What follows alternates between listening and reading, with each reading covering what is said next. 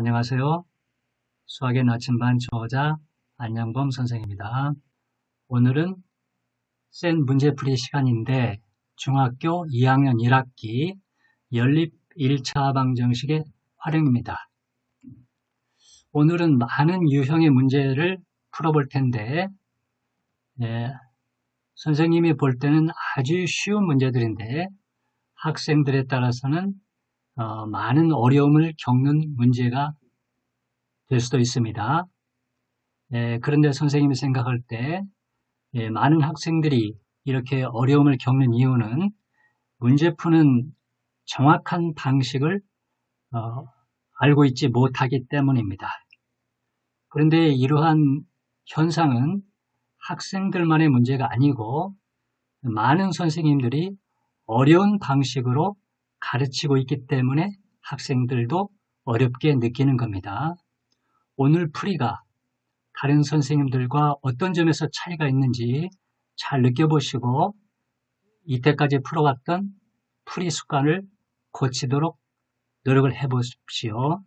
선생님이 어떤 점에서 다른 풀이와 다른지 가능하면 친절하게 설명을 해 주겠습니다. 자, 그러면 첫 번째 문제를 보겠습니다. 합이 59인 두 자연수가 있다. 큰 수를 작은 수로 나누면 몫은 7이고 나머지는 3이다.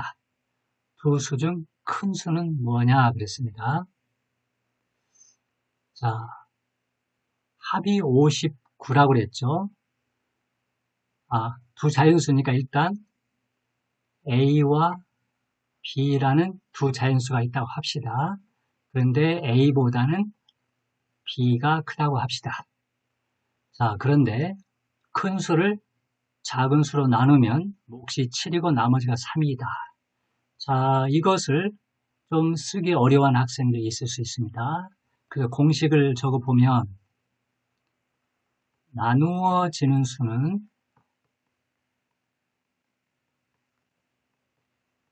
나누는 수 곱하기 몫 더하기 나머지 이렇게 쓸 수가 있습니다. 자, 이걸 처음 보는 학생들은 나누기인데 나누기는 없고 왜 곱하기만 있지? 이런 생각을 할 수도 있는데 이걸 초등학생들은 검산식이라고 아마 배웠을 겁니다. 그런데 이렇게 적습니다. 그리고 이게 용어가 좀 긴데 좀 한자를 쓴 용어로 표현하면 나누어지는 수는 피제수라고 하고 나누는 수는 제수라고 하거든요. 근데 지금 현재 중학교에서는 이 용어를 잘 쓰지는 않습니다. 제가 나눈다는 뜻이거든요. 피제수는 피는 당한다. 나누어지는 걸 당하는 수. 그래서 나누어지는 수입니다. 자, 그럼 이런 공식에 의하면 큰 수가 나누어지는 수죠. B가 큽니다. 그러니까 B는 나누는 수는 작은 수 A죠. 몫은 7입니다. 나머지는 3입니다. 자, 이렇게 적을 수만 있으면 이 문제는 하나도 어렵지 않습니다. 그러니까 이 공식을 잘 알고 있어야 되죠. 자, 초등학교에서 중학교로 넘어왔을 때 이 공식을 잘 구사하지 못하면 어렵게 느껴지는 겁니다. 이제 이 공식만 알고 있으면 이 문제는 아무것도 아닙니다. 그러면 우리가 A도 모르고 B도 모르죠. 근데 식은 하나밖에 없습니다. 하나밖에 없습니다. 그러면 문자가 두 개이기 때문에 식 하나가 더 필요하죠. 근데 문제를 보니까 합이 59라고 그랬죠. 그래서 A와 B를 더했더니 59다 하는 식도 하나를 얻을 수가 있습니다. 이렇게 문자도 두 개, 식도 두 개가 되기 때문에 연립방정식의 문제가 되는 겁니다. 자, 그러면 어떻게 할까요? 자, 첫 번째 식은 다시 좀 정리해보면 B는 7A 플러스 3이죠. 그럼 이것을 두 번째 식에다가 대입하겠습니다. 대입법을 쓰겠습니다. B 대신에 7A 플러스 3을 대신 넣는 겁니다. 그럼 자, A 더하기 B 자리에 7A 플러스 3이 들어갑니다. 그러면 A 더하기 7A는 8A죠. 그 다음에 3은 우변으로 이항하면 56이 됩니다. A는 7이 되죠. 자, A와 B를 더해서 59니까 B는 52가 되겠습니다. 자, 근데 문제에서 큰 수가 뭐냐 그랬죠? 큰 수가 B죠? B는 52가 됩니다.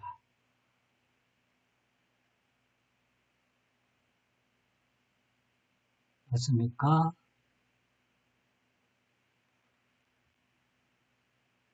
네, 이렇게 하면 됩니다. 그러니까 이 문제에서 가장 중요한 건 뭐라고 그랬죠? 여기 네모쳐진 이 공식을 알면 되는 겁니다. 이걸 제대로 공부하지 않고서 이 문제가 어렵다고 하면 안 되겠죠. 자, 두 번째입니다. 두 자리 자연수가 있는데 이 수의 각 자리 숫자의 합은 12가 되고 10의 자리 숫자와 1의 자리 숫자를 바꾼 수는 처음부터 18이 작다. 그렇습니다. 자, 그러면 첫 번째 수를 A, B라고 하는데 그냥 A, B 쓰면 A 곱하기 B로 오해할 수 있으니까 A, B라고 하는 숫자가 있습니다. 그래서 이 숫자의 각 자리 숫자의 합은 12이다. 그러면 10의 자리와 1의 자리 A와 B를 더했더니 12가 되더라. 이겁니다. 그 다음에 10의 자리와 1의 자리 숫자를 바꿔야 되죠. 그럼 B가 앞으로 오고 A가 뒤로 갑니다. 그런데 이렇게 바꾼 수는 처음 수보다 18이 작다 그랬습니다. 자, 그러면 처음 숫자와 나중 숫자를 수학식으로 바꿔야 되겠죠. 자, 여기는 10의 자리가 A니까 이 값은 10A가 되고 1의 자리가 B니까 10A 플러스 B입니다. 자, 이것은 10의 자리가 B니까 10B 더하기 A가 되죠. 자, 그런데 처음 수보다 18이 작다고 했습니다. 누가 작습니까? 이 바꾼 수가 18이 작다고 그랬죠. 근데 우리는 등호를 적으려고 하기 때문에 이게 18이 작다고 그랬죠. 작은 수에다가 18을 더해줘야 똑같아집니다. 주의해야 됩니다. 그 거꾸로 좌변에다가 18을 적는 학생들이 있습니다. 얘가 18이 크고 이 좌변 원래 숫자가 18이 크고 우변 바꾸는 수는 18이 작은데 큰 수에다 더해줘 그러면 안 되죠. 작은 수에다가 18을 더해주면 똑같아지는 겁니다. 자, 그러면 첫 번째 쓴 이 식이 1번식, 이것이 2번식이니까 연립방정식이 만들어졌죠. 자, 이 연립방정식을 풀기만 하면 됩니다. 자, 두 번째 식을 정리해 봅시다. A를 좌변으로 이항하면 9A, 12도 좌변으로 이항하면 마이너스 9B는 18이죠.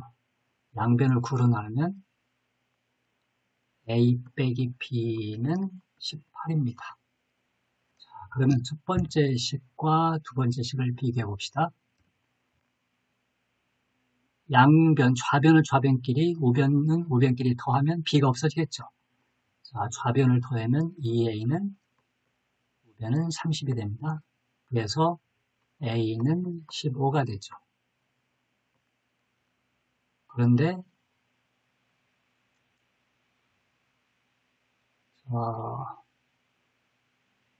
맞습니까? A가 15다? 그러면 안 되는데요. 12가 되고 선생님이 잘못했습니다. 자, 이것을 9로 나눈다고 그랬죠. 그래서 A 빼기 B는 18이 아니고 A 빼기 B는 2가 돼야 되겠죠. 좌변을 더하면 2A, 우변은 14입니다. 그래서 A는 7입니다. 자, A는 한 자리 숫자가 돼야 되죠. A가 7. 근데 A와 B를 더해서 12니까 B는 5가 됩니다. 자, 그러면 답이 완전히 나온 게 아니죠. 처음 수가 뭐냐 그랬죠. 처음 수는 A와 B 이거죠.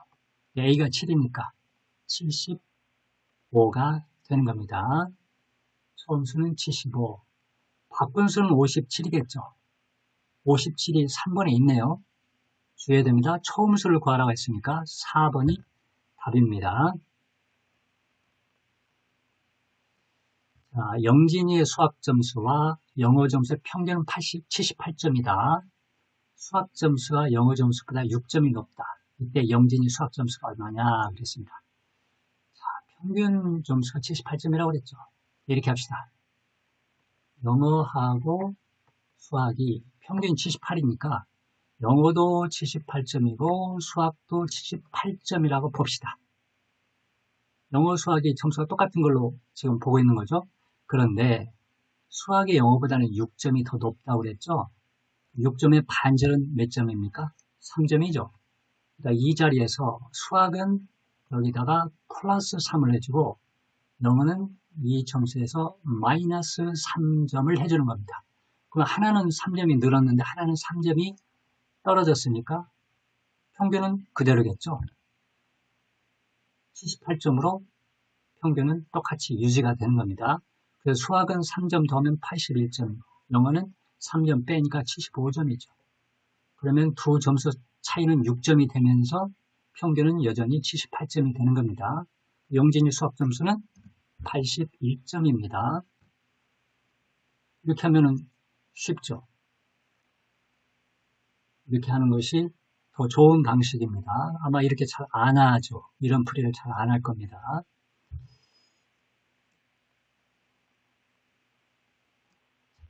자, 그 다음은 300원짜리 연필과 500원짜리 색연필을 합하여 10자루를 사고 3,600원 지불하였다. 300원짜리 연필은 몇 자루 샀는가? 자, 300원짜리와 500원짜리 색연필이 있습니다. 근데 300원짜리 연필을 몇 자루 샀는가? 그걸 물어보고 있죠. 그러니까 500원짜리보다는 300원짜리가 더 관심의 대상입니다. 여기를 300원짜리를 X개를 샀다고 합시다. 그러면 500원짜리 색연필을 Y개를 하지 말고 합해서 10자루니까 500원짜리는 10-X개라고 해주는 것이 더 좋습니다. 우리가 어차피 문자가 2개 나오면 문자 하나는 먼저 없애야 되죠. 그런데 처음부터 문자를 하나만 쓰는 것이 더 빠릅니다. 300원짜리 X면은 500원짜리는 10-X개다. 왜냐하면 둘이 합쳐서 10자루 샀으니까. 이렇게 생각하면 됩니다. 자, 그러면 300원짜리 X개니까 가격은 300X가 되겠죠. 그다음 500원짜리는 10-X개니까 500 곱하기 10-X. 더해줬더니 3,600원이었다. 이렇게 하면 되죠. 그래서 문자를 처음부터 하나만 사용해서 한 방에 풀어버리는 겁니다. 자, 그런데 각 항을 보니까 공이 2개, 2개, 2개, 2개씩 있죠. 그래서 모든 양변을 100으로 나눕니다. 그러면 3x 더하기 5하고 10-x는 36이죠. 자, 암산해 봅시다. 3x가 있죠. 그 다음에 마이너스 5x가 있죠. 더하면 마이너스 2x죠. 마이너스 2x를 우변 이항합니다. 그러면 어떻게 됩니까? 플러스 2x가 되죠. 쓸 때는 여기다 적어줍니다. 자, 그 다음에 여기가 50이죠. 36은 이로 넘어갑니다. 그럼 50 빼기 36은 14죠. 좌변이 14인데 쓸 때는 여기다 적어줍니다. 자, 이렇게 되니까 음수가 없죠. 아주 깔끔하게 계산이 됐습니다. 양변을 2로 나누면 x는 10입니다. 자, 선생님이 전 시간에도 이야기했는데 공부를 잘하는 학생은 평범한 학생과 똑같은 방식으로 문제를 풀지 않습니다.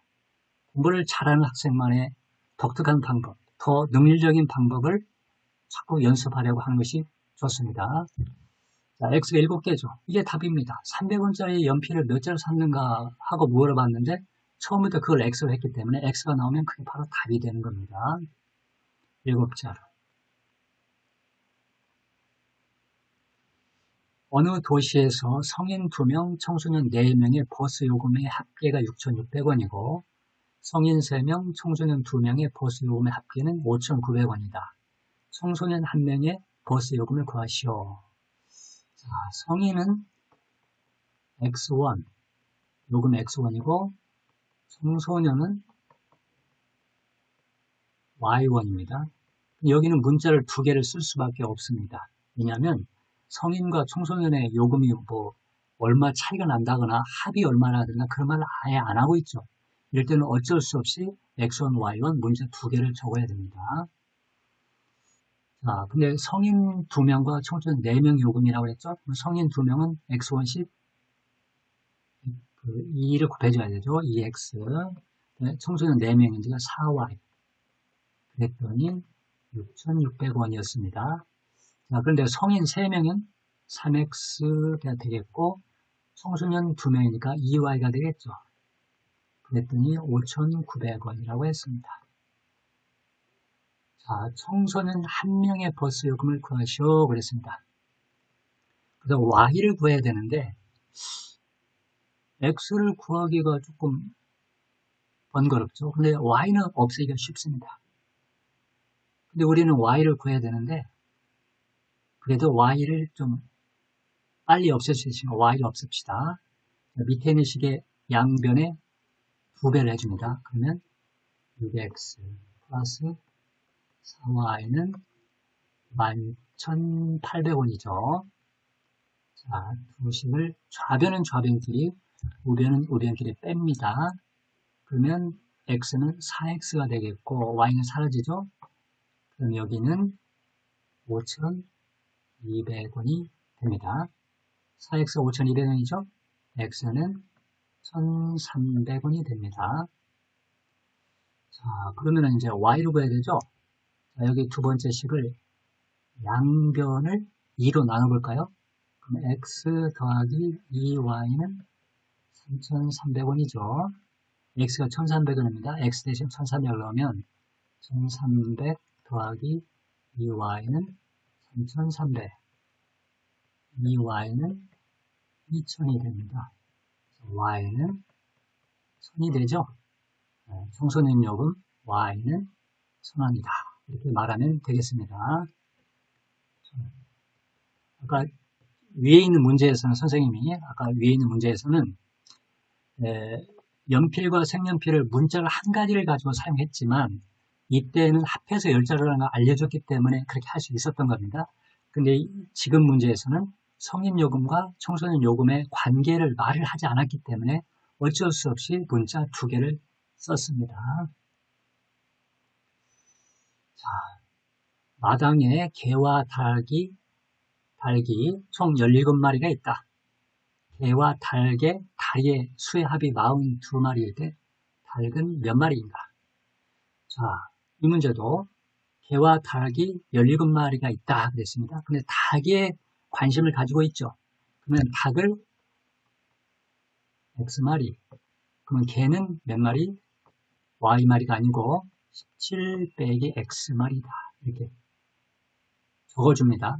여러분도 문제 풀 때 머릿속에서만 하지 말고 이렇게 적어주는 게 좋습니다. 그러면 실수할 수 있는 확률이 확 줄어듭니다. 근데 닭다리는 몇 개입니까? 2개죠? 이걸 실수하는 학생들이 있다고 그래요. 닭다리를 4개라고 한다거나 개다리를 2개로 하거나 이렇게 거꾸로 하는 학생들이 있다는데 이런 건 정신 바짝 차려야 되죠. 닭은 2개씩이니까 다리가 2x, 개는 4개씩이죠. 4 곱하기 17-x 더했더니 다리가 몇 개? 총 42개입니다. 자, 어떻게 할까요? 먼저 2로 나눠볼까 양변을? 그러면 x 더하기 2, 17-x는 21이죠. 암산해 봅시다. x하고 마이너스 2x죠. 더하면 마이너스 x죠. 마이너스 x를 우변으로 이항합니다. 그러면 플러스 x죠. 근데 적을 때는 이렇게 적습니다. 그 다음에 이거 좌변 34죠. 34. 21을 좌변으로 이항하면 23이죠. 23. 맞습니까? 34? 아니죠. 13이죠. 34 빼기 21이니까 13이죠. 닭을 x로 나누는데 닭이 몇 마리냐? 답이 바로 나왔죠? 13마리입니다. 아주 간단하죠. 이 문제는 닭과 개가 합쳐서 17마리다. 그러면 닭을 물어보고 있으니까 닭을 x로 놓고 개는 y라고 하지 말고 개를 17 빼기 x마리다 합니다. 그 다음에 주의할 것은 닭다리는 2개, 개다리는 4개다. 이것만 알고 있으면 아주 쉽게 풀 수 있습니다. 자, 그런데 선생님이 예전에 어떤 책을 보니까 우리가 역사상 모르는 것을 미지수 x나 y를 써서 사용하는 방법을 모르던 시절이 있습니다.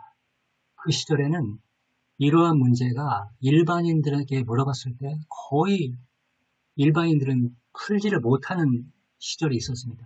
수학을 아주 잘하는 사람들만이 이런 문제를 풀 수 있었는데 아주 어렵게 느껴지는 방법으로 문제를 풀어야 됩니다. 그런데 이것을 모르는 것을 미지수를 사용해서 식을 썼더니 지금은 중학생들도 조금만 공부하면 풀 수 있는 문제로 바뀐 겁니다. 그러니까 이 미지수를 자유자재로 사용하는 것이 중요하죠.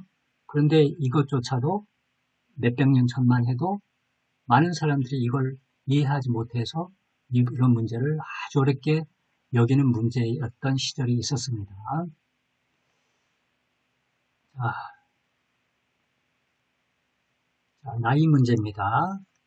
아버지와 아들의 나이 합은 60살이고 10년 후 아버지와 아들 나이가 바뀌는데 아버지 나이가 아들 나이의 2배보다 5살이 많다. 현재 아들의 나이는 그랬습니다. 자, 그러면 현재 아버지는 그런데 아들의 나이를 물어보고 있죠. 아들의 나이가 관심의 대상입니까? 그러면 아버지와 아들이 있는데 아들을 x라고 합시다.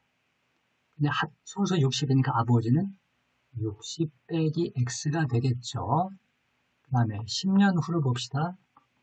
여러분도 문제 풀 때 이런 도표를 그려놓는 게 좋습니다. 이런 도표를 그리면 확률 100%로 우리를 맞출 수가 있습니다. 실수를 절대 하지 않습니다. 자, 그러면 아버지가 10년 후에 몇 살이 될까요? 그러면 10살이 많아지겠죠? 그럼 70 마이너스 x 살이 됩니다. 아들은 10년 후가 되면 어떻게 됩니까? 아들이 10년 후가 되면 10살이 많아져야 되는데 뭐 설날에 떡국을 한 2그릇씩 먹어가지고 갑자기 10살이 많아지는 게 아니라 20살이 많아지거나 그런 일은 절대 없죠. 아들도 똑같이 10살이 많아집니다. 아들은 x 플러스 10이 되는 겁니다. 자, 그럼 10년 후에 대해서 이야기하고 있습니다. 아버지의 나이가 아들 나이의 2배보다 5살이 많다. 주어가 뭐죠? 아버지 나이죠. 아버지 나이는 70-5입니다. 아버지 나이가 아들 나이의 2배. 아들 나이가 x 플러스 10이니까 여기에 2를 곱합니다. x 플러스 10의 2배보다 5살이 많다. 누가 5살이 많습니까? 아버지 나이가. 그럼 우리는 등호를 적어야 되니까 5살이 적은 아들 나이 2배에다가 5살을 더해주면 좌우가 똑같아지는 겁니다. 그러니까 큰 거에서 빼주거나 작은 거에다가 5를 더해주거나 해야 됩니다. 근데 아버지 나이는 아들 나이의 2배보다도 5살이 많죠. 그러면 아들 나이의 2배는 아버지 나이보다 5살이 적죠. 그래서 아들 나이 2배에다가 5살을 더해주면 아버지 나이가 되는 겁니다. 이렇게 해서 이걸 풀면 바로 현재 아들 나이가 나옵니다. 선생님이 아버지 나이를 70-x로 적어야 되는데 70-5라고 적었습니다. 70-x죠. 자, 그러면 암산합시다. 좌변에 2x가 있죠. 마이너스 x죠. 넘어가면 어떻게 되겠습니까? 3x죠.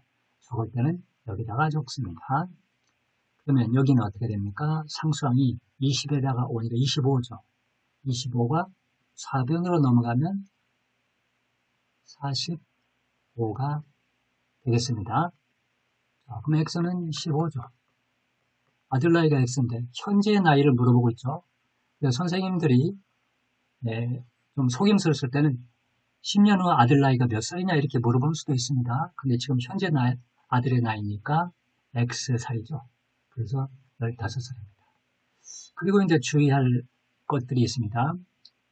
예전에 어떤 학생이 주관식의 문제가 나왔는데 아버지 나이를 묻는 문제였거든요. 근데 답을 75살이라고 적은 학생이 있습니다. 아버지 나이가 75살이다. 지금 중학생들한테 문제를 낼 때는 대부분 중학생들 나이와 비슷한 나이가 답이 되도록 하고 있거든요. 근데 중학생 아버지가 75살이면 현실적으로 그런 경우는 거의 드물죠. 그래서 문제를 풀다가 아버지 나이가 75살 이렇게 답이 나오면 뭐가 이상하다. 내가 뭐 잘못한 것 아닐까?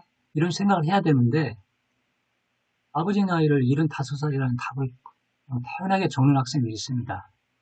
그래서 틀리는 거죠. 그러니까 수학 문제를 푸는데 너무나 수학 문제에 매몰돼서 상식적인 선에서 벗어나는 답이 나오면 의심을 해봐야 됩니다. 자, 아들이 15살이면 현재 아버지는 45살이죠. 이건 상식적인 범위에 들어가는 값이기 때문에 뭐 하나도 이상한 점이 없습니다. 그 다음에 둘레가 24cm인 직사각형이 있습니다. 그런데 가로는 두 배로 느리고 두 배를 느리고 하면은 3배가 됐다는 이야기고 두 배로 느리니까 한 배가 커져서 2배가 됐다는 거죠. 세로의 길이는 4cm 느렸더니 둘레가 42cm가 되었다. 처음 직사각형 넓이. 자, 이 문제는 둘레가 24가 되면 가로, 세로가 합쳐서 24라고 하면 안 됩니다. 가로, 세로를 합치면 12가 돼야 됩니다. 그리고 가로와 세로를 각각 문자를 2개 쓸 수도 있고 하나 쓸 수도 있는데 여기서는 조금 위험하니까 2개를 적겠습니다. 가로가 X, 세로가 Y라고 합시다. 그러면 둘레가 24라고 그랬죠? 그래서 X 더하기 Y를 24라고 하면 안 됩니다. X 더하기 Y는 12가 됩니다. 자, 처음에는 이걸 24라고 써버리는 학생들이 있습니다. 자, 그런데 이제 변화를 주고 있죠. 가로를 2배로 늘렸습니다. 그러니까 가로가 2x가 되었죠. 2배를 늘린 게 아니라 2배로 늘렸습니다. 세로는 4cm 늘렸죠. 그러면 세로는 y 플러스 4가 되는 겁니다. 그랬더니 둘레가 42라고 그랬죠. 자, 그러면 2x하고 y 플러스 4를 더했더니 42가 됐다고 하면 안 됩니다. 21이죠. 그러면 10이 2개 나왔죠. 처음에 나온 12가 하나와 두 번째 10이 나왔습니다. 미지수가 2개고 10도 2개니까 연립방정식을 풀 수 있습니다. 자, 두 번째 식을 변형하면 2x 플러스 y는 17입니다. 자, 첫 번째 식을 적어보면 x 더하기 y는 12가 되죠. 자, 좌변끼리 밑에서 위에 걸 빼죠. 그러면 x는 5가 됩니다. 자, 그러면 x 더하기 y가 10이니까 y는 7이죠. 자, 그러면 x가 5가 되고 y는 7이죠. 처음 직사각의 넓이가 얼마냐? 그러니까 5, 7에 35죠. 5번입니다. 자, 이 문제에서 주의할 것은 둘레가 24다. 그러면 x 더하기 y는 24가 아니고 12라고 적어야 됩니다. 처음에는 자꾸 24라고 쓰려는 유혹을 받게 되죠. 주의해야 됩니다. 자, 20문제가 출제된 수학시험에서 한 문제를 맞히면 5점을 얻고 틀리면 2점을 잃는다고 한다. 그리고 틀리면 그냥 0점 처리해주면 좋을 텐데 오히려 감점을 하는 그런 시험이죠. 근데 유민이는 20문제를 모두 풀어서 79점을 얻었습니다. 틀릴 것이 두려워서 이 점 깎이는 걸 두려워서 안 풀 수도 있는데 유민이는 아주 용기 있게 다 풀었습니다. 그러면 20문제를 풀었다고 그랬죠. 그러면 X 문제를 풀었다고 합시다. 아니, 맞은 문제는 X 문제, 틀린 문제는 20-X. 맞은 문제, 틀린 문제 이렇게 있습니다. 선생님이 맞은 문제 다 안 적죠. 대충 적죠. 왜냐하면 시간을 절약하기 위해서. 그런데 왜 적습니까? 시간도 없는데. 실수할 가능성을 줄이기 위해서 최소한의 것은 적는 겁니다. 문제를 구상할 때는, 문제를 설계할 때는 신중하게 해야 되기 때문에 이런 것을 조금 하는 게 좋습니다. 맞은 문제가 X 문제, 틀린 문제는 20-X 문제. 네, 다 풀었기 때문에. 전체가 20문제니까 20 빼기 X는 틀린 문제입니다. 안 푼 문제는 없는 거죠. 맞은 문제는 몇 점 얻죠? 5점이죠. X개를 맞았으니까 5X를 얻었습니다. 플러스죠? 틀린 문제는 2점씩 잃으니까 20-X에다가 2를 곱해주고 빼기를 합니다. 깎이니까. 그랬더니 79점입니다. 풀면 됩니다, 이제. X가 구해주면 바로 맞은 문제의 개수죠. 자, 암산해 봅시다. 마이너스 2 곱하기 마이너스 2X죠. 그래서 7X가 됩니다. 마이너스 40이죠. 넘기면 플러스 40이 돼서 119가 됩니다. 자, 7로 나누면 X는 11은 7, 49니까 17. 유민이가 맞힌 수는 17문제다. 어렵지 않죠? 검사할 때 이렇게 해도 됩니다. 여기가 17문제 맞았고 틀린 것은 3문제죠. 그러면 17문제는 5점씩이니까 17 곱하기 5. 틀린 문제는 3개니까 3 곱하기 2에서 빼기 해봅시다. 그러면은 85 빼기 6 해서 79. 맞죠? 그럼 이렇게 검사하면 됩니다. 이게 방정식은 풀었던 걸 똑같이 반복하지 않고 나온 답을 이용해서 한번 해보면 맞구나 하는 걸 알 수가 있습니다. 푸는 것과 검사하는 것이 조금 내용이 다를 수 있죠.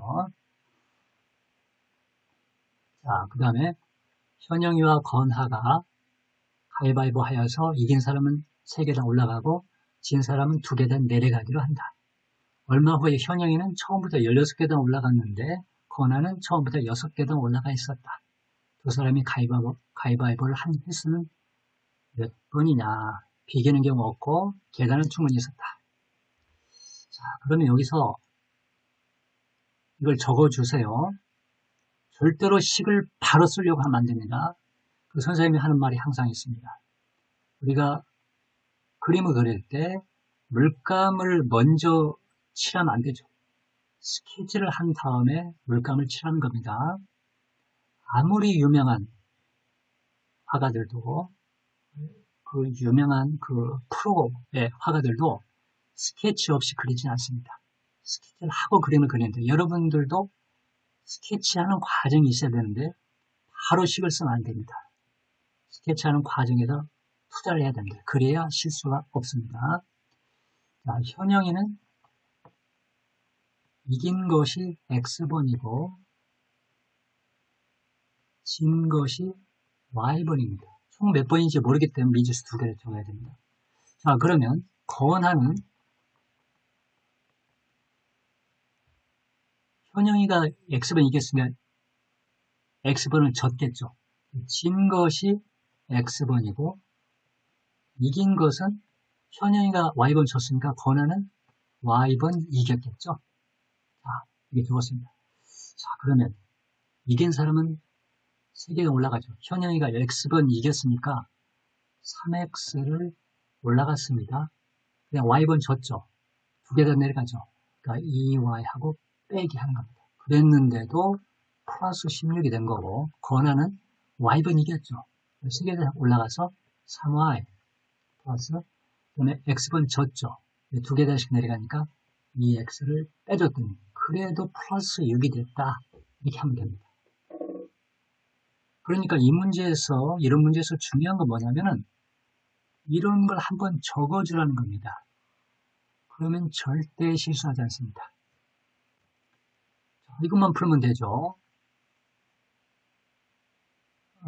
자, 그러면은 어떻게 할까요? x를 맞춰줄까? y를 맞춰줄까요? 상관이 없는데, x를 없애봅시다. 3x 마이너스 2x니까 6을 만들어 줍시다. 여기에 2배 해주면 6x 빼기 4y는 32죠. 그다음에 두 번째 식은 3배를 해줍니다. 3배는 마이너스 6x죠. 마이너스 6x, 여기도 3배 해주면 플러스 9y는 3배 해주면 18이죠. 해봅시다. 그러면 x 사라지고 여기는 5y죠.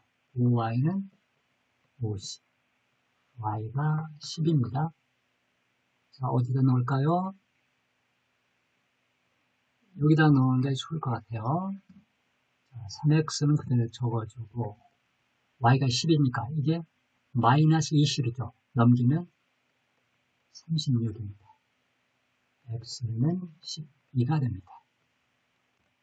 자, x가 10이고 y가 10이죠. 이게 가위바위보를 몇 번 했습니까? x번 더하기 y번이죠. 그래서 22번이다. 이렇게 말하면 됩니다. 그러니까 선생님이 여기 네모칸 친 거 이걸 모르는 학생 없을 겁니다. 현영이는 x번 이기고, 자, 선생님은 이렇게 아마 좋을 거예요. 이긴 건 x번, 진 것은 y번. 권하는 이긴 건 y번, 진 건 x번. 이렇게 하면은 빠르게 쓸 수 있습니다. 이름도 현, 건. 현영이는 이긴 것이 x번, 진 것이 y번. 권하는 이긴 것이 y번, x번, 졌다. 진 것은 x번이다. 이렇게 하면은 절대로 틀리지 않을 겁니다. 자, 여기는 청바지 제조회사에서 새로 만든 두 종류 청바지 원가에 각각 10% 이익을 붙여서 정가를 정하였다. 두 청바지 정가의 합은 49,500원이고 원가의 차는 3,000원일 때 더 비싼 청바지 정가는, 이것을 아마 어렵게 느끼는 학생들이 상당히 많을 겁니다. 그런데 우리가 여기서 가장 중요한 개념이 원가와 정가죠. 근데 청바지가 두 가지가 있습니다. 그러면 원가 먼저 적어줄까요? 원가, 그 다음에 원가를 어떻게 할까요? 어떤 방식으로 적을까요? A 제품과 이렇게 합시다. A 제품과 B 제품이 있는데 원가가 있고 정가가 있습니다. 원가의 차이가 3,000원이죠. 더 비싼 청바지가 정가가 뭐냐? 하여튼 더 비싼 청바지에 관심을 가지죠. 근데 우리가 일단 또 원가와 정가가 있을 때 정가를 먼저 생각하면 안 됩니다. 원가에 이익을 붙여서 정가가 결정되기 때문에 이 논리의 순서가 원가가 있고 정가가 있는 거죠. 그래서 원가에 먼저 관심을 가져야 됩니다. 이 사람이 정가가 얼마냐고 정가를 물어봤다고 해서 정가를 X로 놓거나 이렇게 하면 안 됩니다. 원가를 놔야 됩니다. 그런데 더 비싼 청바지에 관심을 가지고 있죠. 그래서 원가를 A라고 합시다. 그러면 또 다른 청바지는 3,000원이 싸야 되겠죠. 원가 차이가 3,000원이라고 했으니까 여기는 A 빼기 3,000원이라고 적어줍니다. 네, 비싼 거에 더 관심을 가지니까 비싼 걸 간단하게 A1. 그 다음에 싼 청바지는 A 빼기 3,000원. 이게 원가입니다. 그런데 10% 이익을 붙여야 되죠. 그러면 정가는 원가에 10% 이익을 붙인다. 선생님은 공식적으로 읽겠습니다. A 빼기 3,000원이 있으면은 여기다가 뭘 곱해주냐면 1 플러스 100분의 10. 10%는 100분의 10이죠. 10%는 10, 영어로 적어보겠습니다. 10%입니다. 선생님한테 강의 안 받은 학생들이 많기 때문에 10%를 영어로 주면 10%인데 센트는 100의 뜻이 있고 퍼는 뭐뭐마다 이런 뜻을 가지고 있습니다. 그러니까 10%는 100 중에서 10개다. 즉 100분의 10이라는 뜻이 있거든요. 영어로 100분의 10이라는 걸 영어로 읽은 겁니다. 그러니까 10%의 이익을 붙였다 하면 1 더하기 100분의 10. 이익을 붙인 거니까 더하기입니다. 자, 그 다음에 A1은 이것도 역시 10%의 이익을 붙여야 되죠. 그러면 A하고 1 플러스 100분의 10. 10을 쓸 때는 계산하려고 하지 말고 이게 정확하게 그냥 10%, 뭐 10분의 1로 적지 말고 0.1로 적지도 말고 100분의 10 이렇게 적으면 좋습니다. 정가가 나왔죠. 근데 합쳤더니 정가압이 49,500원이라고 했습니다. 자, 그러니까 선생님처럼 문제를 풀 때 원가와 정가 개념을 각각 원가를 설정하고 그 다음에 정가를 붙여줍니다. 이러한 과정을 절대로 소홀히 하지 말고 그러면 실수하지 않습니다. 자, 그러면 정가를 합치니까 49,500원이죠. 그러면 적어봅시다. 근데 이제 계산을 좀 하면서 할까요? 100분의 10은 10분의 1이죠. 1 더하기 10분의 1은 10분의 11이죠. 그래서 10분의 11A. 여기도 이게 10분의 11이죠. 그러니까 10분의 11하고 A 빼기 3천. 더했더니 얼마? 49,500원입니다. 자, 이거 풀면 A가 나오겠죠. 근데 주의할 것이 A는 원가죠. 정가를 물어보고 있기 때문에 이제 선생님이 조금 더 어렵게 낸 겁니다. 자, 그러면 10분의 11이 공통되니까 양변에 얼마를 곱해줄까요?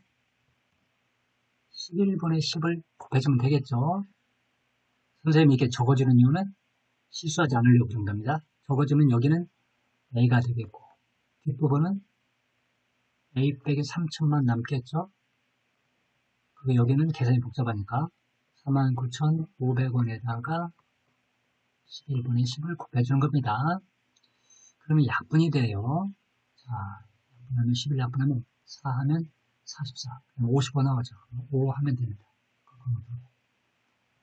4,500 곱하기 10이니까 45,000입니다. 자, 그러면 2A-3,000은 45,000이죠. 2A는 48,000. A는 24,000원입니다.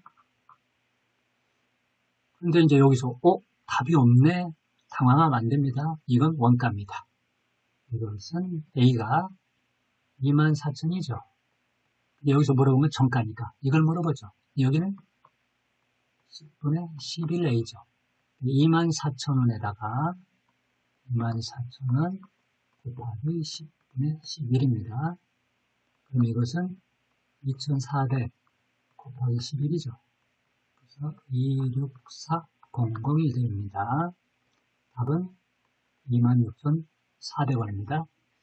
자, 이 문제도 여러분들이 어렵게 여길 수 있는데 이것은 바로 10% 이익을 붙인다. 이럴 때 이렇게 1 더하기 100분의 10 이렇게 한다는 것. 이걸 공식적으로 기억해 두면 어려움이 하나도 없습니다. 그리고 원가가 논리적으로 더 선행되는 개념이기 때문에 원가를 먼저 미지수로 정해야 됩니다. 그다음 원가 차이가 3,000원이라고 했기 때문에 미지수를 2개 쓰지 않고 또 비싼 청바지에 관심을 가지고 있기 때문에 비싼 청바지를 A, 그 다음에 싼 청바지는 A 빼기 3,000원이라고 하면은 문자를 줄일 수 있습니다. 연립방 정식인데 문자를 하나 써서 풀면은 선생님들이 점수 깎는 거 아닙니까? 이렇게 걱정하는 학생들이 있는데 걱정할 필요가 없습니다. 내가 더 쉬운 방법으로 풀겠다는데 그걸 감점을 한다는 건 말이 안 되는 거죠. 더 좋은 방법이기 때문에 이런 방법을 쓰는 겁니다. 자, 그 다음에 많이 풀어보는 문제인데 경준이와 미나가 일을 한다 그랬습니다. 자, 이런 문제도 풀이가 거의 정해져 있습니다. 그냥 문장을 읽어보면 좀 어수선하죠. 경준이와 미나가 같이 일을 해서 4일만 일을 마쳤다. 경준이가 8일 동안에 작업한 후에 나머지를 미나가 2일 동안 작업해서 일을 모두 마쳤다. 경준이 혼자 하면 며칠 걸리겠습니까? 이걸 내용을 많이 생각하면 어렵습니다. 이때는 모든 문제에서 이렇게 하면 다 풀립니다. 전체 일의 양은 1이다. 그리고 경준이가 그다음에 단위가 2일이죠. 하루 이틀. 경준이가 하루에 하는 단위가 하루잖아요. 하루에 하는 일의 양은 A. 미나가 하루에 하는 일의 양은 B다. 이걸 세트로 정해 놓습니다. 그러면 경준이가 하루에 하는 일이 얼마냐? 그러면 문자로는 A라고 했지만 뭐 10분의 1이라든가 10일 만에 일을 끝낸다면 하루에는 10분의 1이라고 하면 되겠죠. 그러니까 A와 B는 분수입니다. 왜냐하면 전체가 1. 여기서 1이라는 것은 한 개라는 뜻이 아니고 10분의 10, 100분의 100, 100%라는 뜻입니다. 비율을 의미하는 문제에서 1이기 때문에 100%를 말하는 겁니다. 여기 1은 하나가 아닙니다. 자, 그러면 봅시다. 경준이와 미나가 함께 일한다고 그랬죠. 그러면 경준이는 하루에 A만큼 일하고 미나는 하루에 B만큼 일하는데 둘이 일하니까 더했죠. 근데 4일간 일한다고 그랬죠. 곱하기 4를 하는 겁니다.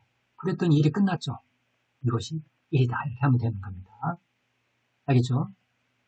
경준이는 하루에 A만큼 일하고 미나는 하루에 B만큼 일하니까 둘이서 일하니까 A 플러스 B입니다. 근데 그걸 4일간이니까 곱하기 4. 그랬더니 1이 되더라. 일이 끝나더라. 그 다음에 경준이가 8일간 작업했죠. 하루에 A니까 8일을 일했겠죠. 미나가 이틀 일했죠. 하루에 B만큼 일하니까 2B. 그랬더니 일이 끝났다. 그러니까 1이라고 하면 됩니다. 됐죠? 자, 그러면 어떻게 할까요? 여기를 4로 나눠볼까요? 그러면 A 플러스 B는 4분의 1이죠.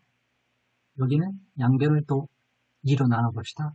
그러면 4A 플러스 B는 2분의 1이죠.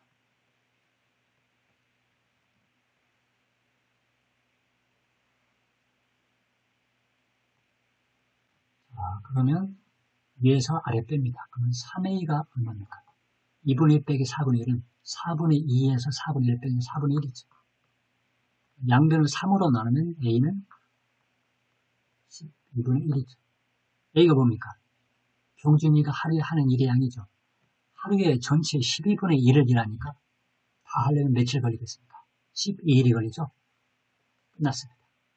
그러니까 이 문제도 역시 선생님이 네모친 이것만 모든 문제를 풀 때 이 방법을 쓰면 됩니다.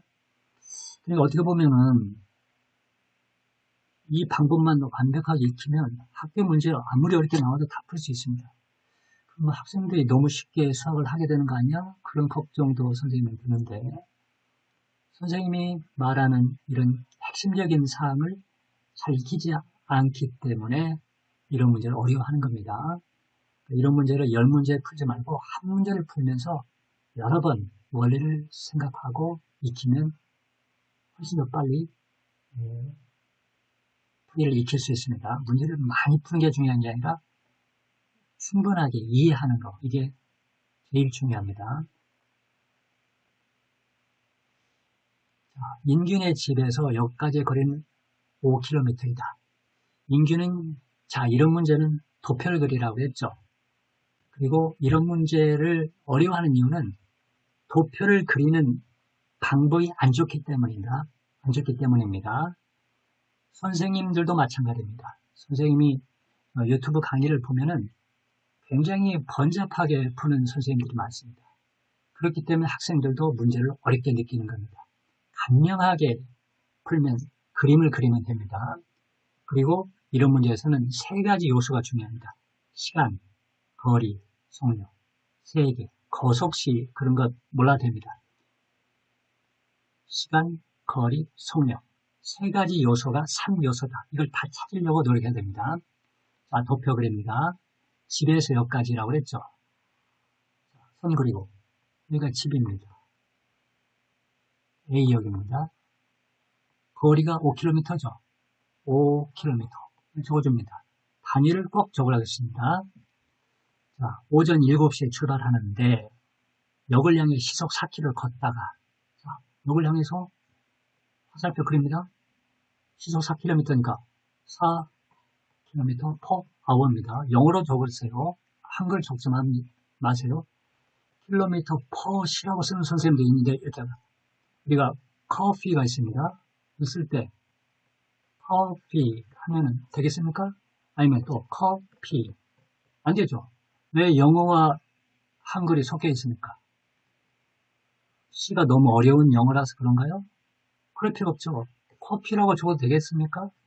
이렇게 적으면 되겠습니까? 이렇게 적거나 커피 적거나 이렇게 해야 되죠. 이것도 정상적인 게 아닙니다. 요즘 중학생들 영어 잘합니다. 그럴 필요 없습니다. 그리고 시속 4km라고 절대 하지 마세요. 시속 4km가 아니고 4km per hour. 그러면 영어를 읽을 때 시간당 4km로 간다. 그런 느낌이 딱 오는 겁니다. 자, 그 다음에 가다 보니까 너무 시간이 많이 갔죠? 그래서 안 되겠다. 빨리 가야 되겠다 해서 여기서 뛰어갑니다. 다시 그립니다. 시속 6km per hour입니다. 그랬더니 오전 8시에 A역에 도착했죠. 자, 7시에 출발해서 8시 도착했으니까 얼마 걸렸습니까? 1시간 걸렸죠. 1hour가 걸렸습니다. 그런데 인규가 달린 거리, 처음에는 걸어간 거고 이건 달린 거죠. 달린 거리가 몇 킬로인가 물어봤습니다. 모릅니다, 우리는. 근데 모르니까 X킬로미터라고 적어줍니다. 근데 몰라서 X킬로미터라고 적었지만 이제 일단 X라는 문자가 나왔으니까 지금부터는 알고 있다고 생각합시다.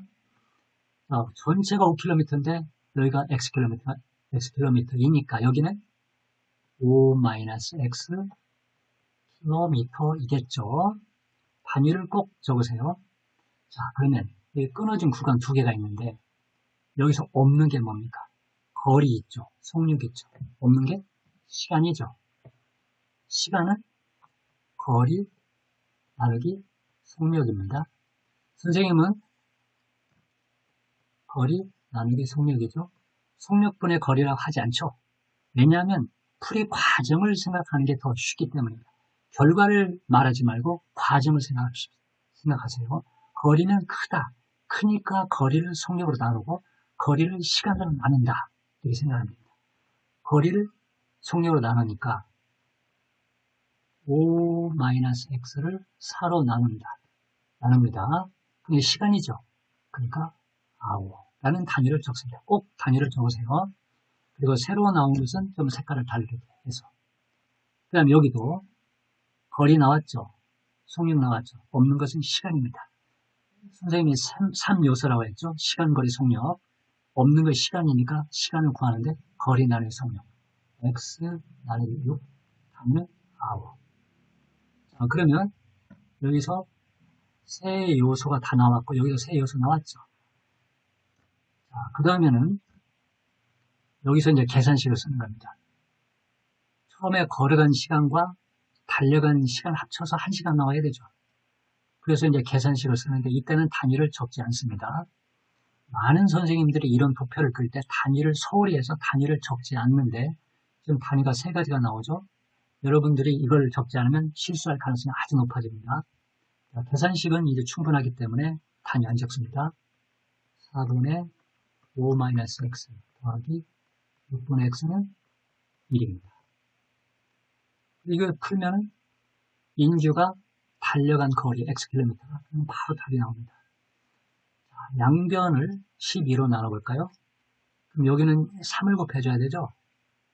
15-3x가 되고 여기다가도 11을 곱하면 분자에 2를 곱하니까 2x가 되고 여기다가도 11을 곱해줘야 됩니다. 선생님 학교 다닐 때 처음에 공부할 때는 여기다가는 안 곱해지는 경우가 간혹 있습니다.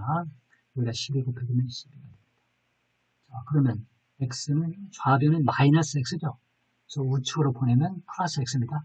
적대는 여기다 적어주고 12를 좌변을 향하면 3이 나오죠. 답이 나왔습니다. 근데 x가 단위가 킬로미터죠. 3km.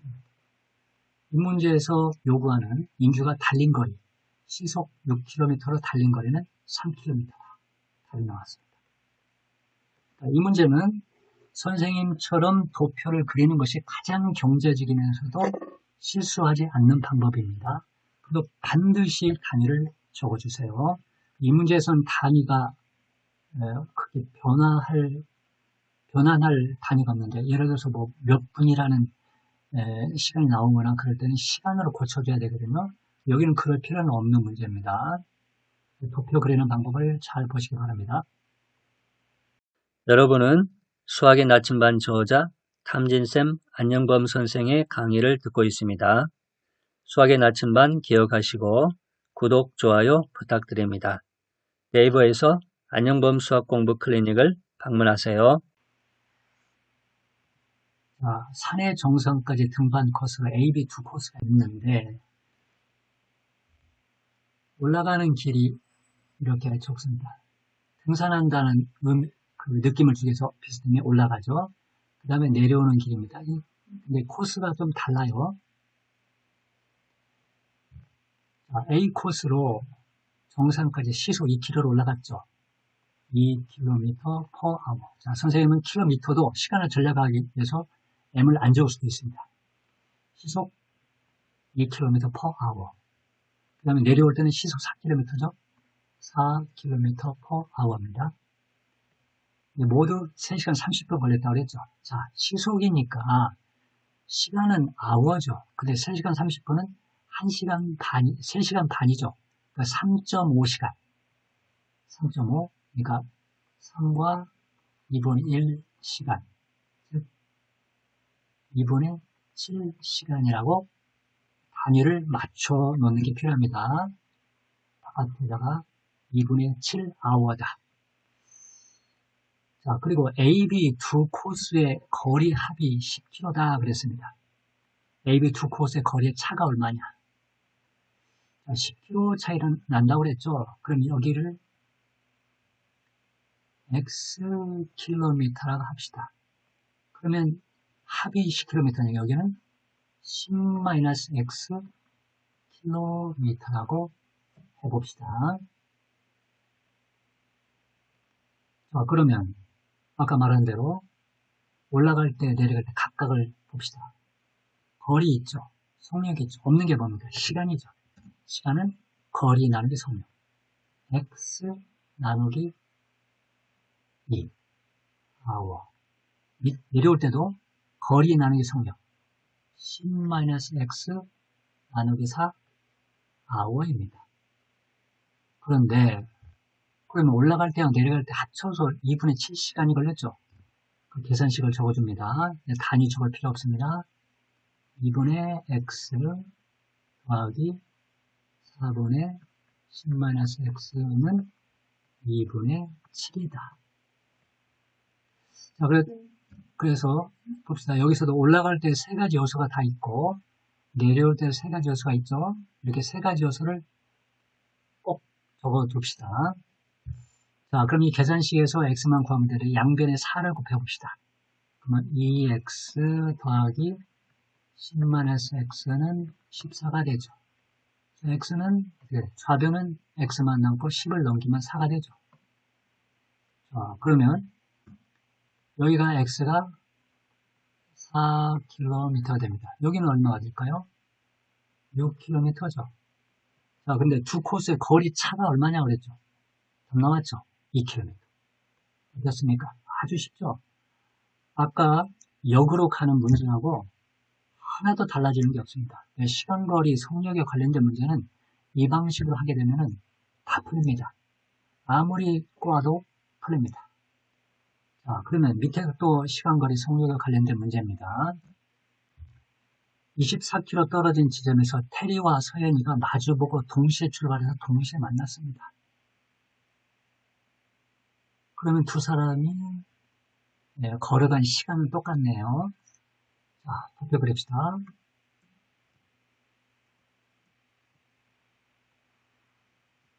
테리가 여기 있습니다. 서연이가 있는데 거리가 24km. 14km 떨어져 있습니다. 자, 테리는 시속 5km. 5km per hour. 서연이는 시속 3km. 3km/h. 자, 근데 테리가 걸은 거리가 얼마냐 물어봤습니다. 여기가 얼마냐 물어봤죠? 모릅니다. 그냥 Xkm. 그러면 전체가 24km니까 서연이가 걸은 거리는 24-X km. 자, 그러면 테리가 걸은 거리, 서연이가 걸은 거리 각각을 보면 없는 게 하나 있죠. 뭐가 없습니까? 거리 있고 속력인데 시간이 없죠. 시간은 거리 나누기 속력. X 나누기 5hour. 서연이는 거리 나누기 속력. 24-X 나누기 속력. 3hour. 그런데 여기서 이제 우리가 상식을 동원해야 됩니다. 테리와 서연이가 마주보고 동시에 출발해서 동시에 만나는 거죠. 테리와 서연이가 만났는데 테리는 만났는데 서연이는 10분 있다 만난다. 이런 거 있을 수가 없죠. 아버지와 어머니가 결혼기념이 있습니다. 근데 아버지의 결혼기념일은 6월 3일인데 어머니 결혼기념일은 6월 10일이다. 말이 안 되는 거죠. 두 사람이 같이 결혼하는 거기 때문에 또 테리와 서연이가 같이 만나는 거기 때문에 만나는 시간도 똑같고 출발 시간도 동시라고 했으니까 결국 테리와 서연이가 움직인 시간은 똑같은 겁니다. 그래서 5분의 x와 3분의 24-x는 똑같죠. 이게 우리 상식을 동원해서 식을 만든 겁니다. 이 계산하면 바로 x가 나옵니다. 근데 x가 뭡니까? 테리가 걸은 거리죠. 바로 답이 나오는 거죠. 자, 이건 대각선 방향 곱해 봅시다. 자, 이게 곱하면 3x. 5 곱하기 24-x는 120-5x죠. 마이너스 5x를 좌변에 이항하면 8x는 120, x는 15가 됩니다. 답이 나왔죠? 이 단위는 킬로미터입니다. 자, 시간거리 속력에 관련된 문제가 다 똑같다, 풀이가 똑같다는 걸 알 수 있죠. 선생님은 걱정이 되는 게 뭐냐면 선생님이 이렇게 풀이 방법 너무 쉽게 알려주니까 학생들이 생각을 별로 안 하고 학교에서 나오는 문제를 다 풀어버리면 어떠나 그런 생각을 하거든요. 학생들이 문제를 못 풀 걸 걱정하는 게 아니라 이렇게 되면 수학을 할 때 생각을 많이 해야 되는데 생각을 좀 덜 하게 되는 거 아닌가 그런 걱정을 오히려 할 정도인데 이런 문제를 틀리면 안 되겠죠. 자, 그 다음에 집에서 형이 학교를 향해 분속 50m로 걸어간 지 24분 후에 동생이 자전거를 타고 분속 200m로 학교를 향해 출발해 학교 주말에서 두 사람이 만났다. 형이 학교까지 가는데 걸린 시간은. 자, 이게 무슨 상황일까요?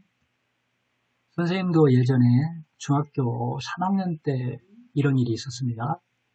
3학년이기 때문에 좀 학교를 일찍 가는 편인데 학교에 도착해서 얼마 안 있어서 갑자기 다른 학교 학생이 교실 문 앞에 들어왔습니다. 다른 학교 학생이 들어왔어요. 근데 왜 왔느냐 알아보니까 형이 먼저 집에서 출발을 했는데 형이 동생의 가방을 가지고 학교를 간 겁니다. 그러니까 형이 출발한 다음에 학교 가려고 가방을 보니까 형 가방이 집에 있고 자기 가방은 형이 가지고 학교를 가버린 겁니다. 그러니까 어떻게 합니까? 어쩔 수 없이 형을 쫓아서 형 학교로 오게 된 거죠. 그래서 형하고 가방을 바꿔가지고 다시 자기 학교로 간 그런 일이 있었는데 이게 또 그런 상황이라 할 수 있겠죠. 형이 학교를 갔는데 동생이 보니까 자기 가방을 가지고 형이 출발했기 때문에 빨리 가서 형하고 자기 가방을 바꿔야 되겠죠. 자, 그런 상황입니다. 자, 집에 형이 이제 학교를 향해 출발합니다. 처음에 분속 50m로 갑니다. 그럼 속력이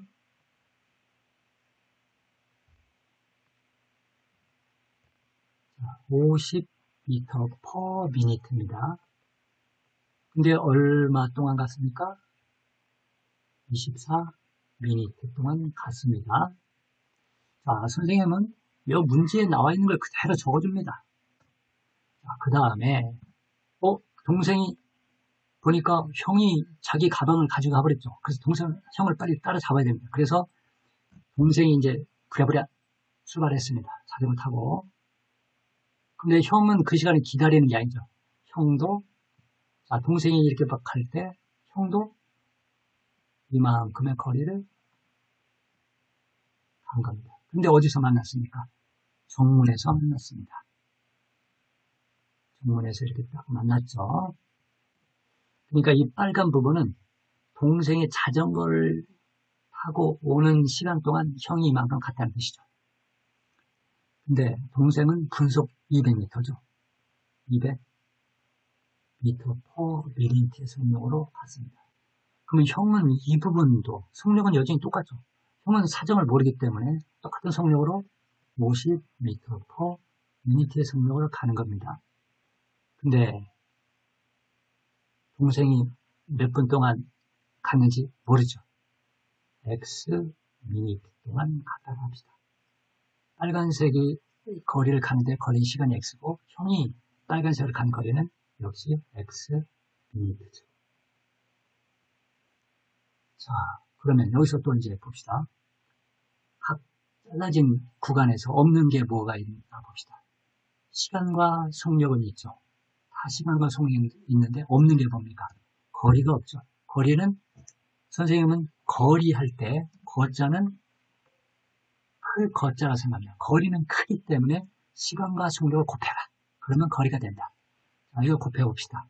그러면 24 곱하기 50이니까 1200이 되죠. 단위는 미터. 여기는 속력과 시간을 곱하니까 50x 미터입니다. 밑에는 200x 미터입니다. 새로 세 번째 나온 요소는 선생님이 빨간색으로 쓰자고 했습니다. 여기도 빨간색, 여기도 빨간색입니다. 자, 그런데 이제 여기서 우리의 상식을 동원해서 식 하나를 만들어야 돼요. 모르는 건 x, 미지수 하나밖에 없기 때문에 식 하나만 있으면 됩니다. 형이 간 거리와 동생이 간 거리는 똑같겠죠. 같은 집에서 출발해서 형 학교 정문까지 간 거니까. 그래서 형이 간 거리는 1200 더하기 50x. 동생이 간 거리는 200x니까 이것이 같다. 이게 상식을 통해서 식을 만든 겁니다. 자, 50x가 우변의 양은 150x죠. 그러면 150x를 여기다 적어주고 1200은 우변, 좌변 남아있는데 쓸 때는 여기다 적어줍니다. 자, 어떻게 하면 될까요? 좀 계산이 바로 안 되겠습니다. x는 150분의 1200이니까 일단 15분의 120이라 해주고 뭐로 나눌까요? 이것이 8이 되네요. 8.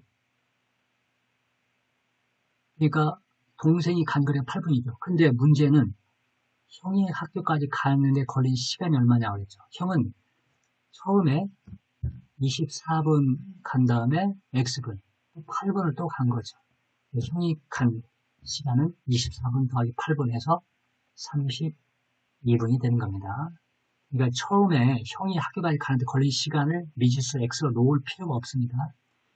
상황에 따라서 도표를 잘 그린 다음에 X가 나오면 그거에 맞춰서 우리가 적어주면 됩니다. 선생님 일부러 그 선생님 친구 동생이 중학교 때 선생님 그 학교까지 왔던 이야기 했는데 왜 그러냐면 여러분들이 이런 문제를 풀 때 여러분이 그 상황 속에 들어가서 여러분이 상황의 주인공이 되어서 그 상황에 대해서 자세하게 이해하는 게 필요합니다. 그러면 문제를 더 쉽게 풀 수가 있습니다.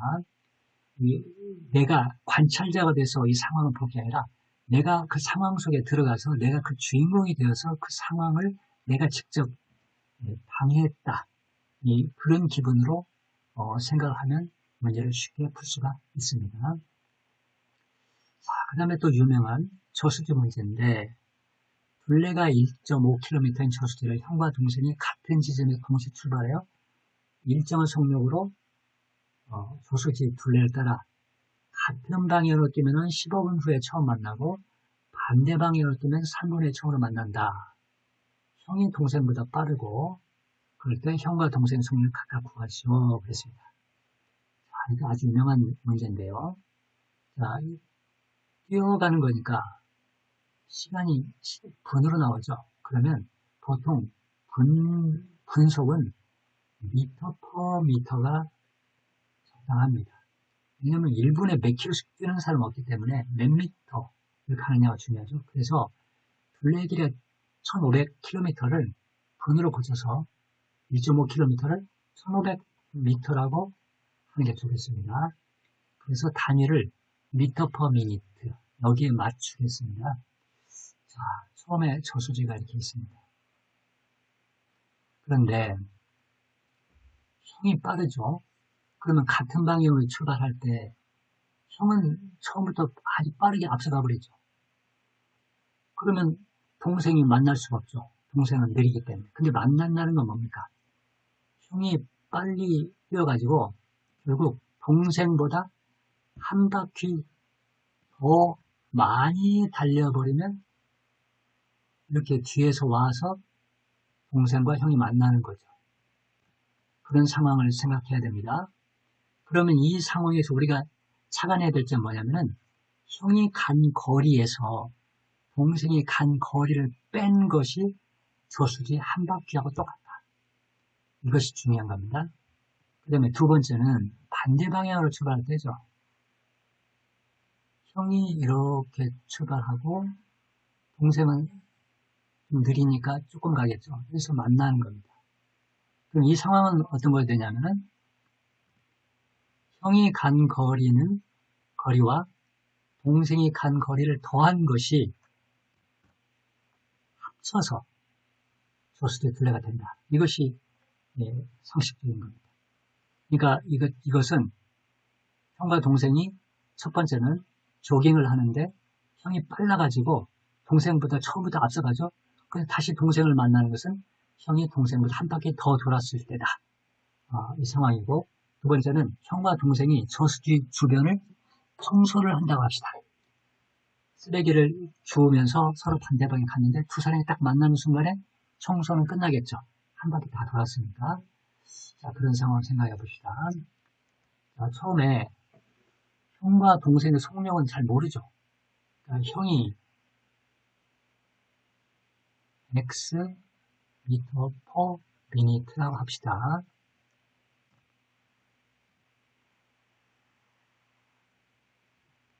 그리고 동생은 y 미터 퍼 미니트라고 합시다. 근데 같은 방향으로 뛰면 15분에 처음으로 만난다고 했죠. 그러면 형이 15분 동안 뛰었습니다. 15미니트. 동생도 15미니트 동안 뛰었죠. 그리고 저수 둘레는 1500m입니다. 단위를 미터로 고쳤습니다. 그러면 이때 상식이 뭐라고 그랬죠? 형이 달린 근데 이제 지금 봅시다. 이 형이 달린 구간에서 없는 게 뭡니까?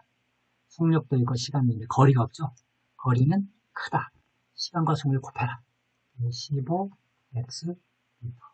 단위 꼭 적어주세요. 동생은 속력 곱하기 시간. 15y 미터. 그러면 첫 번째 경우에는 형이 달린 거리에서 동생이 달린 거리를 뺀 것이 호수 둘레다. 저수지 둘레다. 그래서 15x 빼기 15y는 1500이다. 이 식을 만듭니다. 두 번째는 저수지는 1500m인데 형이 달린 거리는 형의 속력은 x 미터 퍼 미니트이고 동생은 y 미터 퍼 미니트이죠. 근데 몇 분 만에 만났습니까? 3분이죠. 3미니트. 동생도 3미니트죠. 없는 게 뭡니까? 속력과 시간. 없는 건 거리죠. 거리는 시간과 속력을 곱해서 3x 미터. 동생은 3y 미터죠. 자, 근데 이렇게 반대 방향으로 달릴 때는 형과 동생이 달린 거리를 합치면 저수지 둘레가 되죠. 그래서 3x 더하기 3y는 1500이다. 이거 식 두 개를 만들어냈습니다. 자, 이것만 풀면 됩니다. 그러면 첫 번째 식은 15로 나누면 x 빼기 y는 100. 두 번째 식은 3으로 나누면 x 더하기 y는 500. 자, 더해봅시다. 그럼 2x는 600이죠. x는 300입니다. x, y 더해서 500이죠.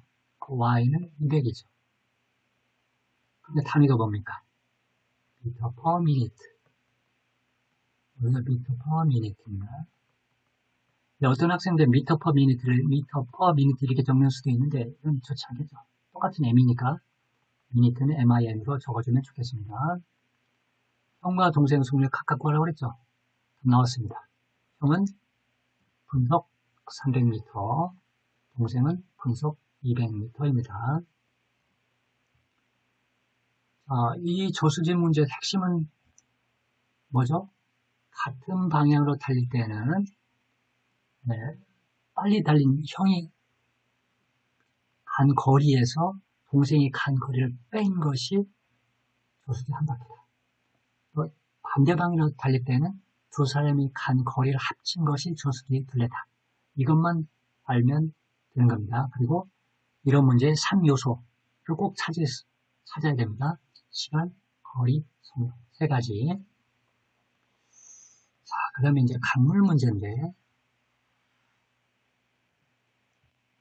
배를 타고 길이가 30km였던 강을 거슬러 올라가는데 5시간이 걸리고 내려올 때 3시간 걸린다. 정지한 물에서 배의 속력이 뭐냐 그랬습니다. 자, 상류로 갈 때는 올라간다는 느낌이 들도록 이렇게 우상향으로 올라가는 그리고 또 내려옵니다. 똑같은 코스로 내려오죠. 그런데 여기서 배의 속력을 배의 속력을 x km/h로 하고 강물의 속력을 y km/h라고 합시다.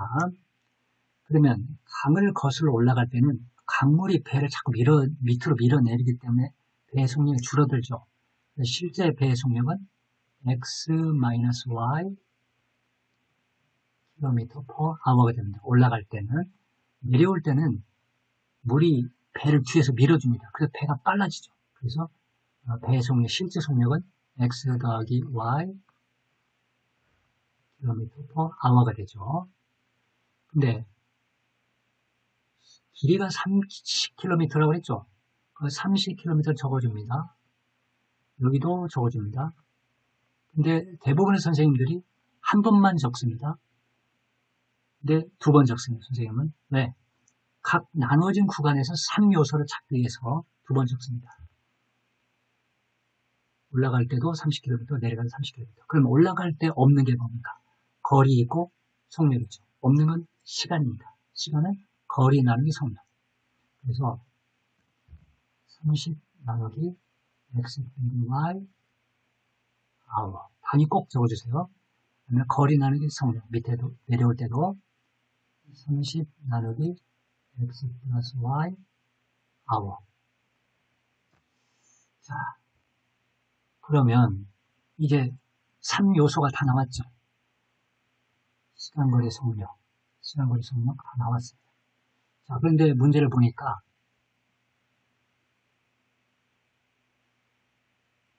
여기 근데 3요소인데 결국 x도 모르고 y도 모르죠. 근데 여기에서 거리는 시간 곱하기 속력이죠. 잠깐만요.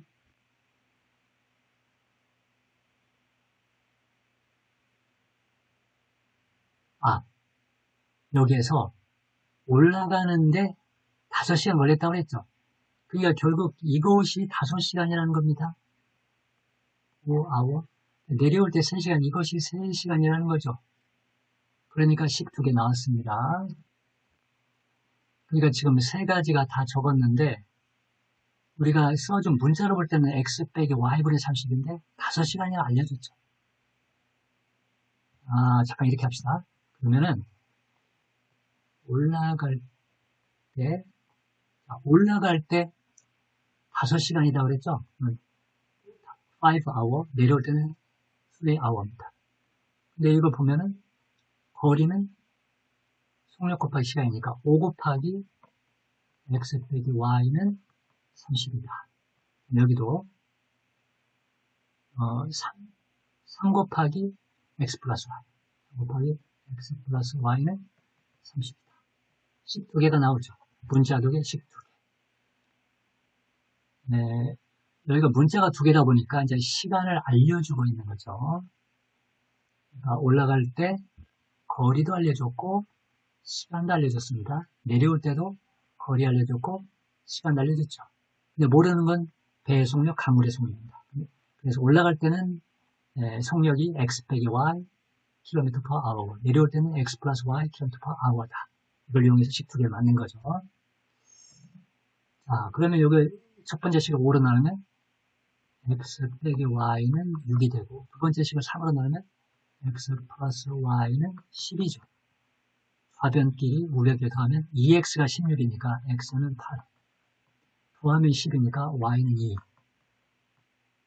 물에서 배의 속력, 정지한 물에서 배의 속력은 순수한 배의 속력은 8이죠. 시속 8km. 4번이 답입니다.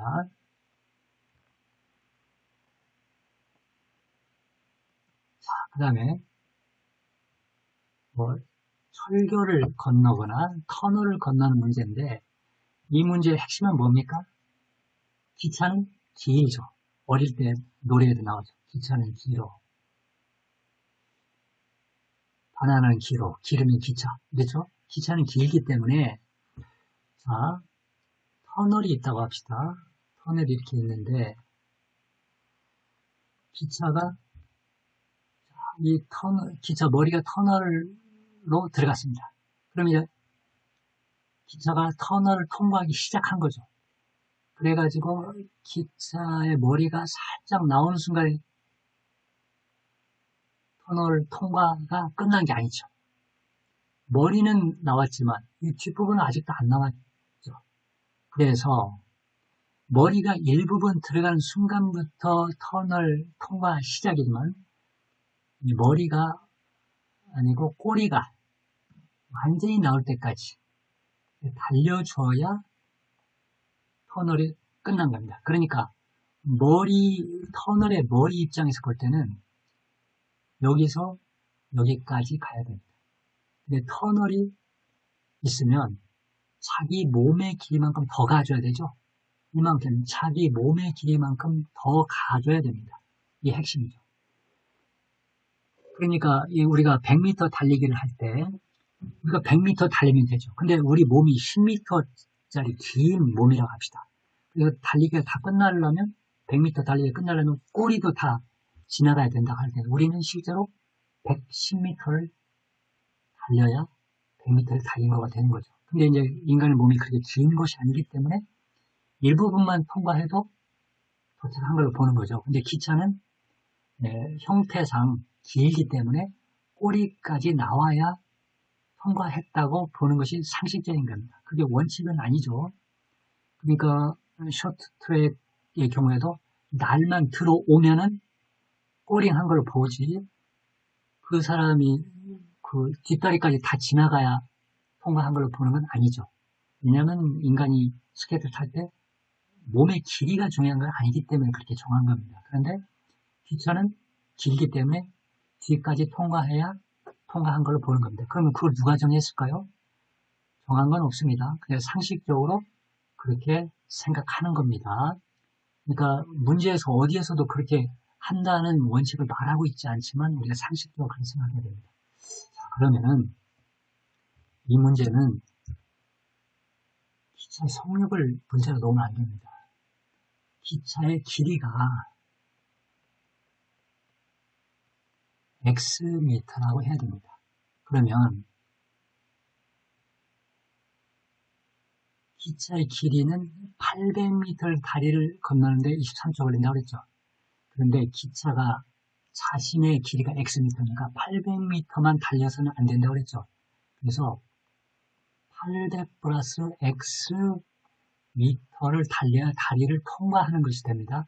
근데 이것이 23세컨이 걸립니다. 그 다음에 터널입니다. 터널은 400m죠. 근데 기차가 달려야 거리는 400 플러스 X 미터입니다. 이때는 13초입니다. 13세컨이 걸립니다.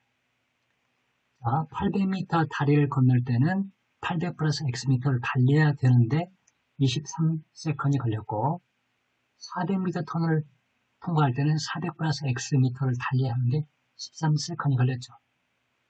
자, 근데 뭐가 없습니까? 거리와 시간이 있는데 속력이 없죠. 속력은 거리 나누기 시간. 그래서 800 플러스 X 나누기 23. 단위는 미터 퍼 세컨. 여기는 거리 나누기 시간 400 플러스 X 나누기 13 미터 퍼 세컨입니다. 자, 3요소가 다 나왔죠? 자, 그럼 우리가 상식을 동원해서 시간 하나 만들어야 됩니다. 근데 다리를 건너는 거나 터널을 통과하는 거나 똑같은 기차죠? 똑같은 기차이기 때문에 속력은 똑같습니다. 그래서 23분의 800 플러스 X는 13분의 400 플러스 X가 같다. 이렇게 하면 됩니다. 우리 상식을 동원해서 이렇게 쓴 겁니다. 자, 이거 계산만 하면 되는 겁니다. 일단. 자, 그러면은 좀 계산이 복잡해지겠네요. 대각선 방향을 곱해봅니다. 그러면 이부터 23하고 400 플러스 X는 13하고 800 플러스 X입니다. 자, 그럼 여기가 일단 괄호를 풀어보겠습니다. 23X 더하기 여기는 112, 00 여기는 13X 더하기 104, 00이 됩니다. 13X 좌표 넣으면 10X는 잠깐만요.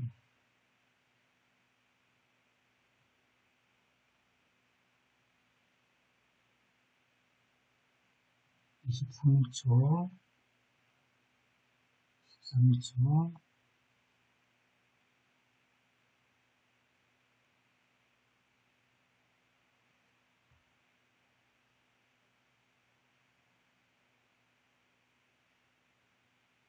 공공이죠.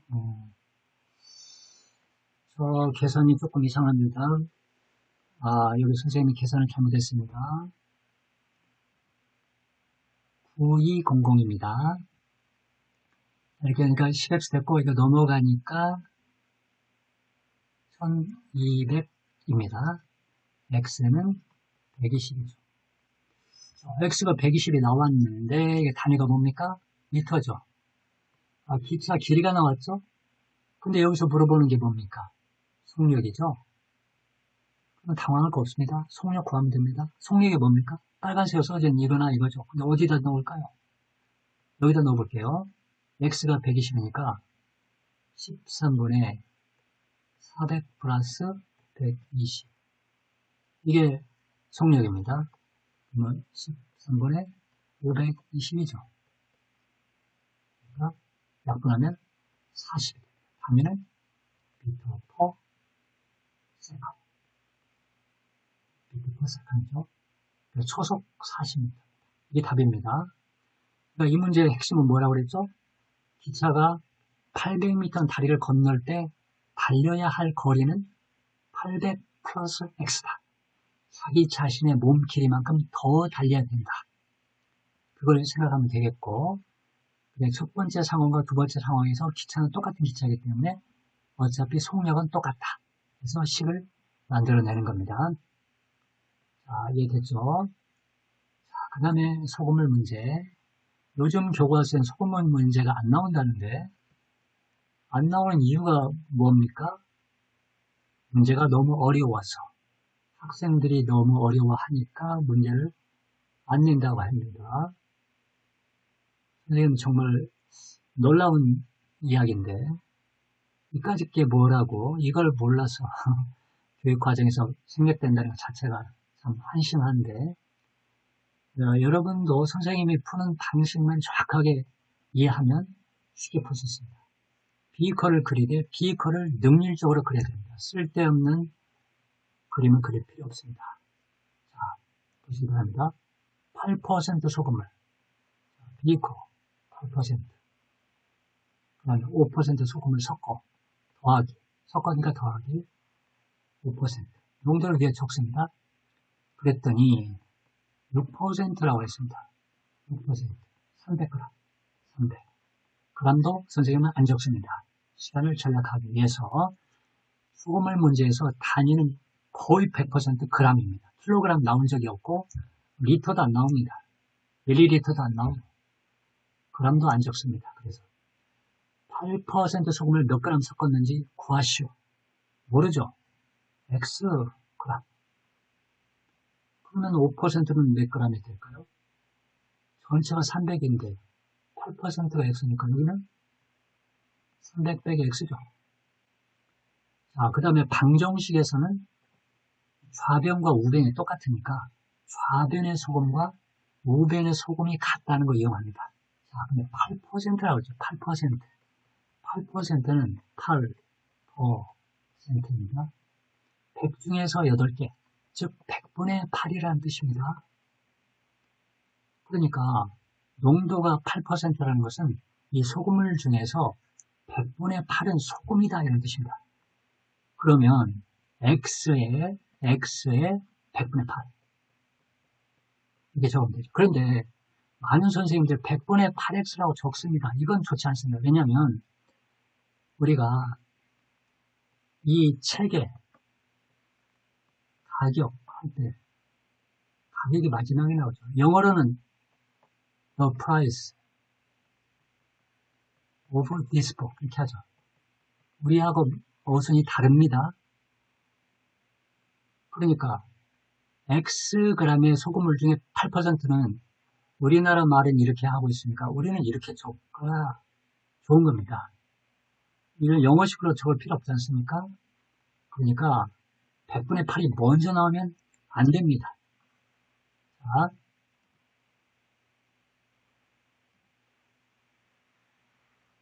봅시다. Xg의 소금물의 8% 농도다. 그러면 X 중에서 X의 100분의 8이 소금이다. 그 다음 여기서는 5%니까 300 마이너스 Xg의 이 소금물에 100분의 5가 소금이다. 더하면 이게 좌변의 소금이고 우변의 소금을 300g에 이거에 100분의 6이 소금입니다. 6%는 100분의 6이거든요. 300g 중에서 100분의 6만큼 소금이 들어있다. 이렇게 이해할 수 있습니다. 그러니까 퍼센트를 영어를 정확하게 이해하고 있으면 센트가 100이라는 뜻을 가지고 있거든요. 왜 그럴까요? 1달러가 있습니다. 1달러 1센트가 있죠. 100센트가 되어야 1달러가 되죠. 센트는 100과 관련된 겁니다. 1m가 있고 1cm가 있죠. 1cm는 1m 100분의 1이죠. 센트가 들어가면 100과 관계가 되는 겁니다.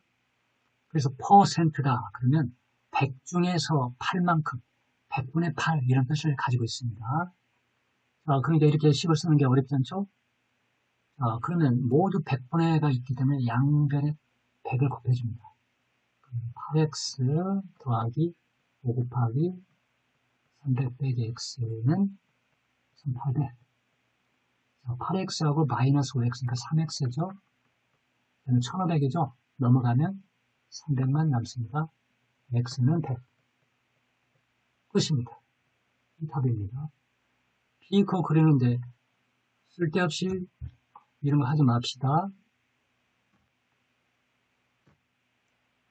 맹물은 어떻게? 맹물 100g을 넣었다. 그럼 100하고 아무것도 안 적으면 비커 그렸으니까 액체고 이건 맹물이라는 뜻이고 근데 소금을 5g 넣었다. 그러면 5 써주면 됩니다. B가 없으면 이건 고체. 그래서 소금 5g을 넣었다는 뜻입니다.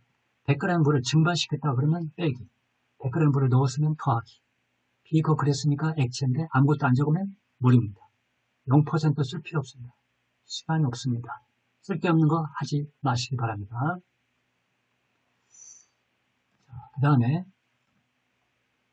농도가 다른 A, B 두 종류의 소금물이 있는데 A 소금물을 200g, B를 300g 섞으면 8% 소금물이 되고 소금 A를 300, 소금을 B를 200 섞으면 10% 소금물이 된다. 그 소금물 A의 농도 차는 얼마냐 그랬습니다. 자, 이걸 어떻게 똑같은 소금물이 있는데 A는 자 A 소금물은 A%를 하고 B 소금물은 B%를 해봅시다. 근데 이거 문제가 조금 귀찮으니까 선생님이 빠르게 하는 방법 알려드리겠습니다. 자, 여기가 A%가 있고 B%가 있습니다. 그런데 처음에 A는 200, B는 300이죠. 소금물의 B가 2대 3이죠. 2대 3. 2대 3이죠. 그럼 여기를 하나, 둘, 셋, 넷, 5개 나눠가지고 물의 양이 2대 3이니까 3대 2로 나누는 이죠. 여기가 8%라고 적어놓겠습니다. 자, 그 다음에 소금물 A를 300g, 소금물 B를 200g, 3대 2죠. 3대 2. 똑같이 합이 5네요. 3대 2면은 여기를 2대 3으로 나눕니다. 근데 이게 10%라고 했죠? 여기가 10%입니다. 처음에 소금물의 양이 2대 3이면 3대 2로 나누고 소금물의 양이 3대 2가 되면 2대 3으로 나눕니다. 10%입니다. 그럼 이 간격은 다 똑같겠죠. 전체를 5개로 나눈 거니까. 근데 여기가 10%, 이게 8%죠.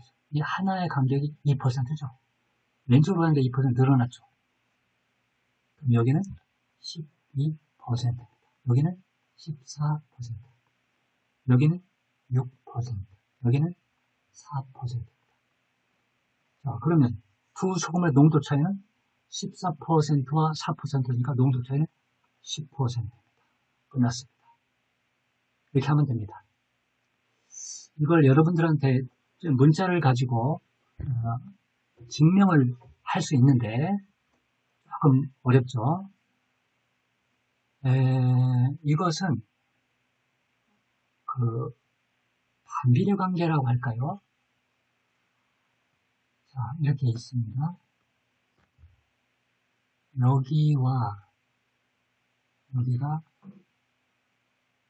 7대 3이라 할까요? 그럼 여기는 30kg의 어린이와 70kg의 어른이 이렇게 이 시설을 중심으로 앉으면 평형을 이룹니다. 그러니까 30kg지만은 거리가 7m이고 70kg지만 거리가 3m가 되면은 곱하면 210이 되죠. 똑같이. 그러면 평형을 이룬다. 이렇게 생각하면 됩니다. 짧으면 멀리, 무거우면 짧게. 그래서 거리와 몸무게가 반비례 갑니다. 여기도 마찬가지입니다. 이 거리와 퍼센트라고 할까요?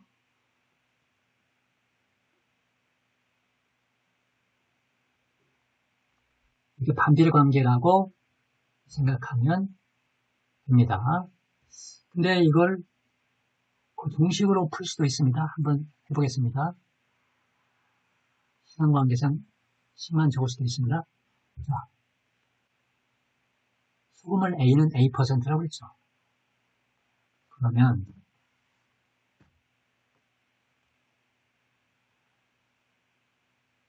A%를 200, 그 다음에 B%를 300. 그랬더니 8%가 되더라. 근데 500이죠, 여기는.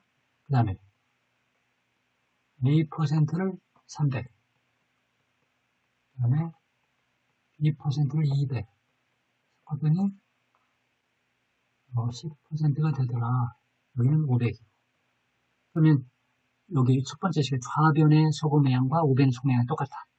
자, A%니까 200g이 A%의 농도니까 200g 중에서 100분의 A. A%는 100분의 A만큼 소금이 들어있다 이런 뜻이거든요. 그러니까 200 곱하기 100분의 A 더하기. 여기는 B%니까 300g 중에서 100분의 B만큼 소금이다. 우변은 500g 중에서 100분의 8만큼 소금이다. 밑에는 300g 중에서 100분의 A만큼 소금이고 여기는 200g 중에서 100분의 B만큼 소금이고 여기는 500g 중에서 100분의 10이 소금이다. 이걸 풀면 아까와 똑같은 답이 나올 겁니다. 문자 2개, 식 2개니까 풀 수 있습니다. 하지만 선생님이 처음에 가르친 방식으로 풀면 아주 빠르게 풀 수 있겠죠. 그렇게 하면 됩니다. 자, 그 다음에 A는 구리가 20, 아연이 30% 포함 합금이고 B는 구리 40, 아연 10% 포함 합금이다. 이 두 종류의 합금을 녹여서 구리 200, 아연 150을 얻으려면 합금비는 몇 g이 필요한가? 자, 이런 문제는 성분이죠. 또는 어떤 음식을 먹었더니 뭐 단백질이 얼마, 지방이 얼마, 뭐 이렇게 돼 있을 때 영양성분을 이야기할 때 이럴 때는 표를 그리게 바랍니다. 자, 근데 선생님이 이렇게 표를 그려라 그랬더니 못 푸는 학생들이 있어요. 그래서 아니 이거 선생님이 표를 그리라고 했자니 물어보니까 그 말을 잊어버렸습니다. 그러더라고요. 그러니까 이런 문제는 핵심적인 게 뭡니까? 표를 그려서 도표를 그려라. 그러면 선생님들, 출제자들이 여러분들을 빠뜨리는 함정을 다 피해갈 수 있습니다. 그러니까 표를 그린다는 거 잊어버리지 말기 바랍니다. 자, 표를 한번 그려보겠습니다. 여기서 여러분들은 대충 그려도 됩니다.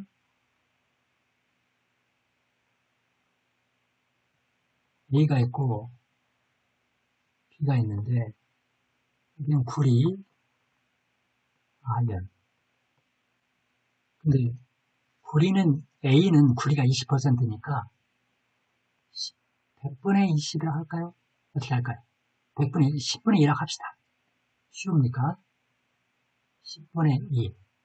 그 다음에 아연은 30%니까 100분의 30, 10분의 3이죠. 그런데 B는 구리가 40이니까 10분의 4. 아연이 10%니까 10분의 1. 근데 두 종류 합금을 녹여서 A는 얼마나 녹여야 될지 모르죠. X. B는 모르니까 Y. 자, 그러면 구리는 전체가 X인데 구리는 X의 10분의 2만큼 들었으니까 구리는 10분의 2X. 아연은 10분의 3X라고 할 수 있겠죠. 또 B에서는 전체가 Y인데 구리는 10분의 4Y, 아연은 10분의 1Y라고 적습니다. 자, 그러면 구리가 200 돼야 되죠. 그러면 A에 들어있는 구리와 B에 들어있는 구리를 합쳐서 200이 돼야 되는 거예요. 여기가 200이 돼야 되고 아연은 150g이 돼야 되죠. 자, 그러니까 A는 X, B는 Y, 구리는 200, 아연은 150. 이렇게 자유자재로 생각할 수 있지 않습니까? 그래서 표를 그리세요. 그러면 구리끼리 더해봅시다. 10분의 2x, 5분의 1 계산해봅시다. 5분의 1 x 더하기 5분의 2, y는 200이죠. 그 다음에 10분의 3x 더하기 10분의 1 y는 150이죠. 끝났습니다. 문자 2개, 식 2개 풀 수 있습니다. 자, 그러면 5를 곱해볼까요? 그러면 x 더하기 2y는 1000. 여기 10을 곱하면 3x 더하기 y는 1500. 자, 이걸 어떻게 할까요? 이걸 3배 할까요? 그러면 3x 플러스 6y는 3000이죠. 자, x를 없애기 빼는데 밑에서 위에 거 뺍니다. 그러면 5y는 1500, y는 300이죠. 그럼 어디에 넣을까요? 여기다 넣을까요? 네, 3x 더하기 300은 1500이죠. 3x는 1200, x는 400, x는 400. 근데 물어보는데 합금 B는 몇 g 필요한가 그랬죠? Y죠. 300g이 필요하다. 자, 그런데 이런 문제에서는 아까 선생님이 필요에 따라서 문제를 2개 하지 말고 하나만 하라고 했는데 문제를 하나만 할 때 문제가 어려워지는 경우는 그냥 자연스럽게 문자 2개를 사용해도 괜찮습니다. 자, 이렇게 해서 오늘 문제를 다 푼 것 같습니다. 상당히 다양한 문제들이 나왔는데 아주 기본적으로 학교에서는 거의 출제 가능성이 아주 높은 문제들이죠. 그래서 선생님이 푸는 방법을 지금 여러분들이 알고 있는 방법과 다르다면 그 방법을 버리고 선생님이 푸는 방법을 채택해서 문제를 능률적으로 풀도록 해보시기 바랍니다. 그러면 방정식 활용이 아주 쉬운 단원이 되는 겁니다. 문제가 너무 쉬우면 별로 좋지도 않아요. 왜냐하면 모든 학생이 다 잘할 수 있기 때문이죠. 그런데 친구들 중에는 어려워하는 학생이 많으면 많을수록 내가 잘하면 그런 학생들을 앞설 수 있기 때문에 약간 어려운 상황에서는 내가 더 부각될 수 있는 기회가 되는 겁니다. 그렇게 생각하고 조금만 더 노력해서 쉽게 푸는 방법을 습득할 수 있도록 노력하시기 바랍니다. 지금까지 저는 수학의 나침반 저자 안영범 선생이었습니다. 수학 개념을 자세히 공부하고 싶으면 수학의 나침반을 구입하세요. math나침반.co.kr에서 시중보다 저렴하게 구입할 수 있습니다. 그리고 안영범 수학 공부 클리닉을 네이버에서 검색해서 방문해보세요. 그리고 유튜브에 구독과 좋아요도 부탁드리겠습니다. 수고 많이 하셨습니다.